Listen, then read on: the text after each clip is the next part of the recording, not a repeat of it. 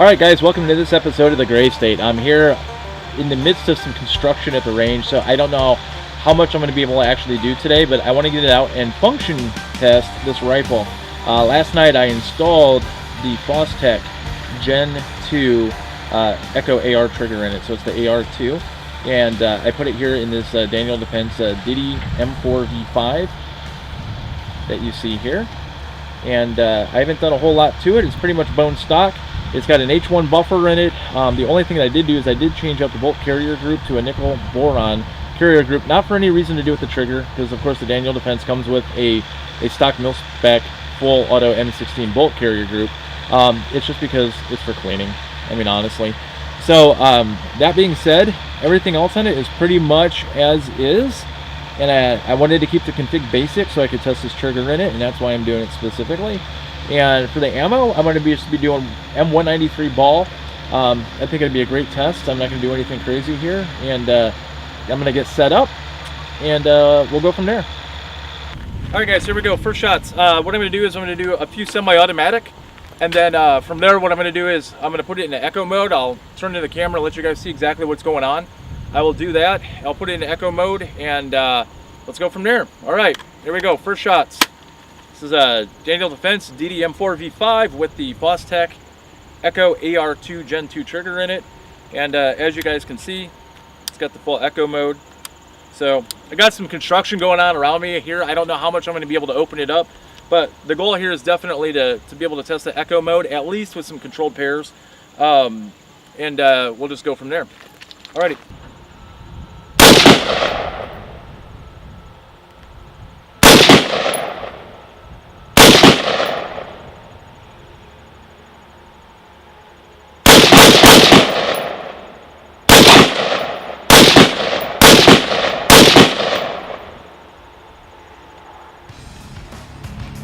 Alright, bolt locked open, no issues, perfect operation, 10 rounds just like that.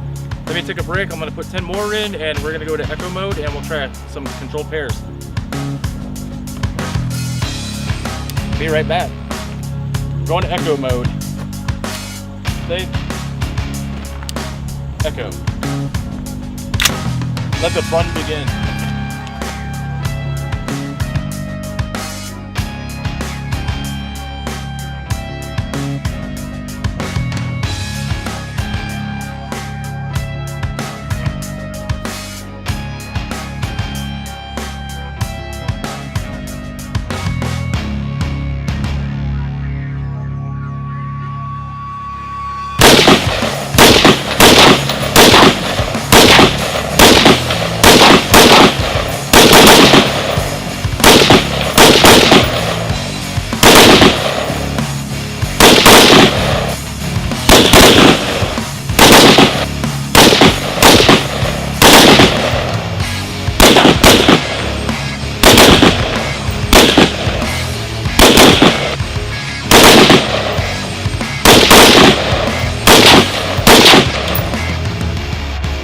That 30 rounds goes quick in this guy.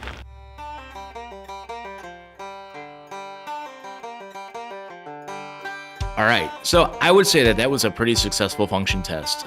No issues to speak of, the rifle fired perfectly, no light primer strikes, failures to feed or eject, and the bolt locked open after both semi-auto and echo mode tests, so all good to go there. What are my overall thoughts? Well, while the price tag is hefty for this trigger, if you're on the fence about compatibility or usefulness, hopefully this video helped you out in the decision. And I mean, I took you guys along for the first literal shots out of this rifle after the install. And at that, this rifle is only a couple weeks old. So it was just old enough for me to confidently test it before adding unknown parts to the system. And today it worked 100%.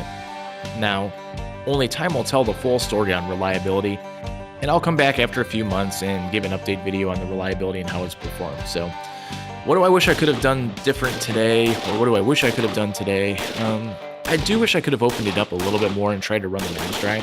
I mean, I had to more or less sneak those controlled pairs and triples in some of those shot strings because where I was at.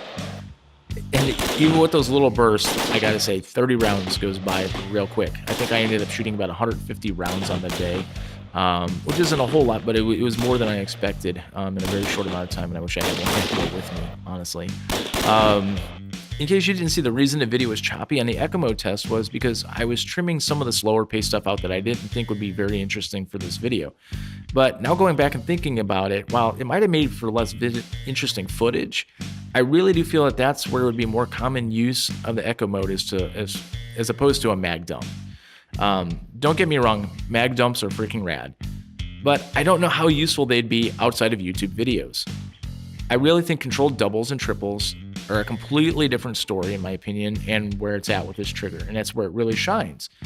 So if you look close in some of the video, if you go back and when I was doing the Echo mode test, in some of the slower moments, you can clearly see that I got comfortable with the Echo mode in a more controlled fire situation. So what I mean by that is I was pulling and releasing, and then I would occasionally throw in, a double or a triple.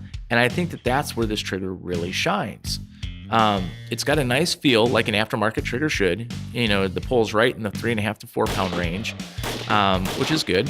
But it gives you that option of, very selectively putting in, I'm trying not to use the word selective, but it is selective. It's a conscious decision to speed up the pace and do doubles and triples if you wanted to, and control pairs or control triples, or even, go for 4. And that's what makes this different than some of the other things that I do think are a little bit more gimmicky, like a bump fire or a slide fire device. This trigger has a very specific role and purpose, and that I almost want to say that it's more legitimate, if that makes sense. So I think that's where I'm going to leave it. So to wrap this up, if you're on the fence, don't be. Take your time on the install. It's not that tough. It's just a little bit more than a standard Geisley, etc., something that you might have been used to. Any aftermarket trigger that you've put in before, it's just a little bit more work. Make sure you read the instructions, and there's a couple of good install videos online already out on YouTube. So I'm not gonna go into those, and that's why I did it today. But if you're afraid of searching, Iraq Veteran 8888 has a good install. So does Military Arms Channel. So.